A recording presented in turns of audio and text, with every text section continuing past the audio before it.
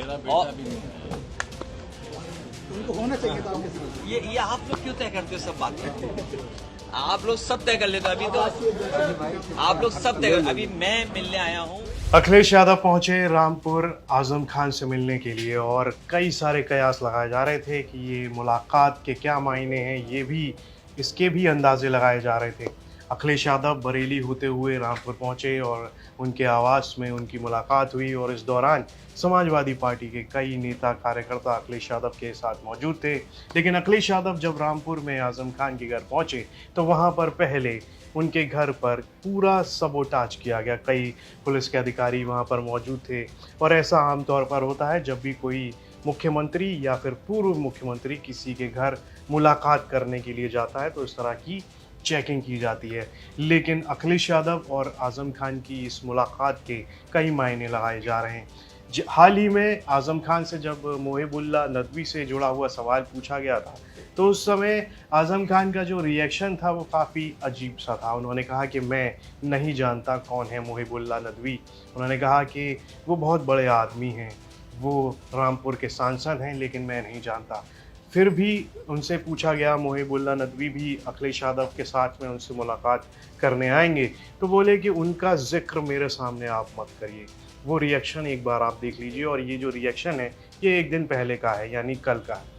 Sir, अभी तक Samajwadi party के यहाँ के सांसद मोहिबुल्लाह नदवी जी हैं। मैं वाकिफ नहीं अभी हूँ। तक मेरी आपसे बड़ी मुलाकात बदनसीबी है, मेरी बड़ी बदनसीबी है कि इतने बड़े आलिम फाजिल मुसलमानों के कायद, इस शहर के कायद, मुल्क के रहनुमा, मैं उन्हें जानता नहीं। सर, मोहिबुल्लाह नदवी सांसद से जब हमने पूछा, मैं उनको जानता ही नहीं हूँ, मेरी कोई मुलाकात ही नहीं है, लिहाजा मुझसे आप कोई सवाल हमने उनसे पूछा कि ना मुझसे मेरे सामने जिक्र न करें। लेकिन जब अखिलेश यादव से जब मुलाकात होती है आजम खान की और ये बंद कमरे में हुई, दोनों के बीच में क्या बातचीत हुई, इसके भी कई सियासी मायने हैं।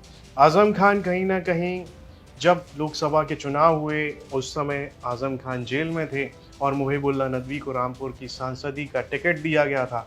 ये आजम खान को पसंद नहीं था, ये उनकी इच्छा के मुताबिक नहीं था। उनके बेटे अब्दुल्ला आजम खान की भी विधायकी तक चली गई है, तो उनकी सामने उनके रहते हुए रामपुर की सियासत में जो उनका जो दबदबा एक ज़माने में हुआ करता था वो मौजूदा समय में कहीं दिख रहा नहीं है। बातें ऐसी भी कही गई हैं पिछले दिनों में कि अखिलेश यादव के लिए आजम खान के कोई मायने नहीं रह गए हैं, क्योंकि अखिलेश यादव अब युवा मुसलमान नेताओं की तरफ देख रहे हैं, जैसे मोहिबुल्लाह नदवी हो गए या फिर कैराना से इकरा हसन।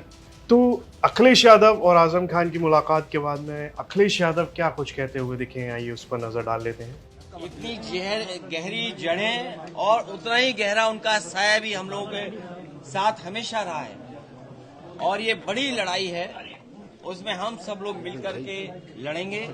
उनका स्वास्थ्य अच्छा हो, उन्हें न्याय मिले और शायद देश के इतिहास में और पॉलिटिकल कैरियर के इतिहास में पता नहीं भारतीय जनता पार्टी कौन सा गिनीज वर्ल्ड रिकॉर्ड बनाना चाहती है, कौन सा वर्ल्ड रिकॉर्ड की पॉलिटिकल परिवार आदरणीय आजम खान साहब पे सबसे ज्यादा केस लगे हैं।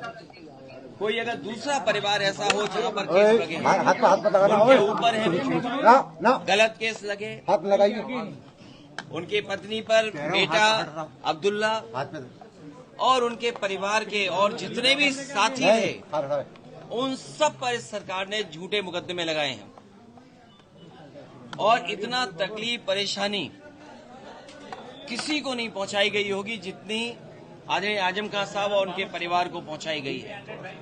ये कोई वर्ल्ड रिकॉर्ड बना रही है भारतीय जनता पार्टी और अगर गिनती के हिसाब से हम लोग हिसाब किताब लगाएं तो हो सकता है Guinness book of world record में भी ये नाम आ जाए परिवार का कि सबसे ज्यादा झूठे मुकदमे अगर किसी परिवार पर एक पर लगे हैं तो वो आदरणीय आजम खान साहब।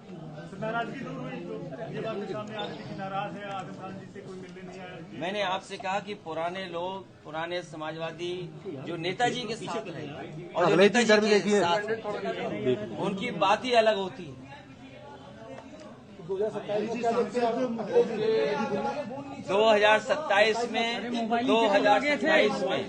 2027 में सरकार बनने जा रही है। वहीं पर आजम खान ने अखिलेश यादव की इस मुलाकात के बाद में क्या विचार सामने रखे, इस पर नजर डाल लेते हैं।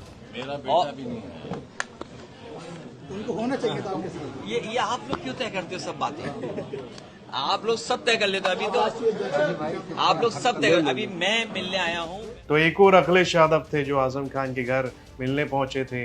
लोगों ने ये भी कहा कि जेल में कभी अखिलेश यादव क्यों आजम खान से मिलने नहीं पहुंचे।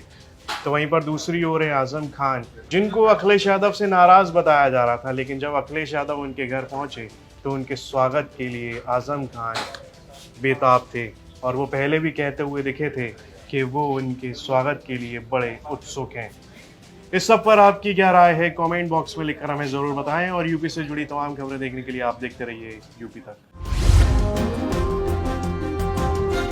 जैसे जैसे आरोप लगाए गए, आप खुद ही आप कहते हैं मुर्गी चोर, भैंस चोर, किताब चोर, बहुत तरह के आप पे आरोप लगे। यहाँ तक कि ये भी कहा गया कि भाई दो पैन कार्ड, दो बर्थ सर्टिफिकेट, मेरे नहीं। हाँ, बेटे को लेकर के, परिवार को लेकर के। आपने इन जो तमाम आरोपों को देखा तो आपको लगा कि ये जितने आरोप आप पर लगाए गए, इसका जवाब अदालत में या फिर जनता की अदालत में? देखिए, जनता की अदालत से तो इन चीजों का कोई मतलब है ही नहीं।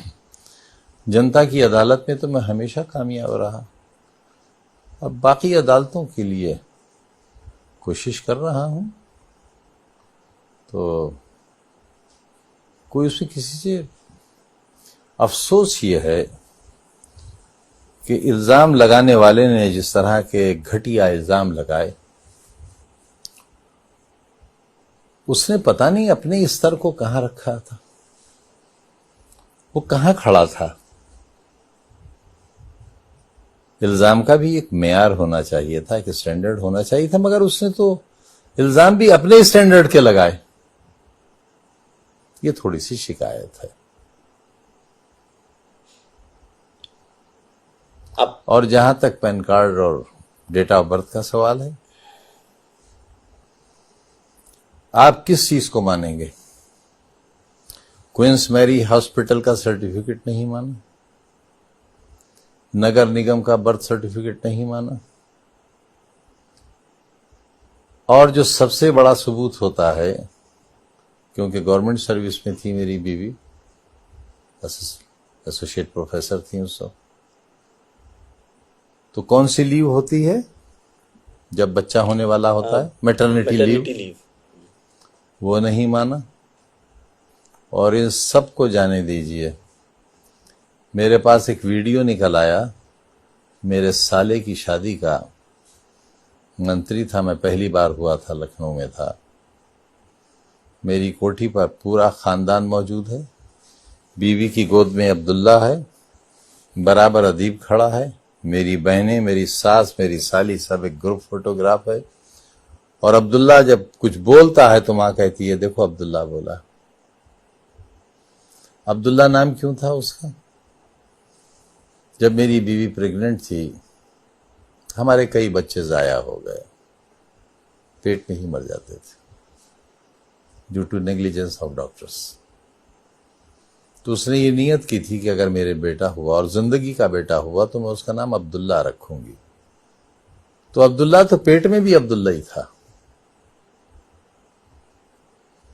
तो जब उस रिकॉर्ड को भी नहीं माना, ऑडियो और वीडियो रिकॉर्डिंग पर 302 का मुल्जिम के तख्ते से बरी हो जाता है और बरी आदमी को हो जाती है, वो एविडेंस भी नहीं मानी।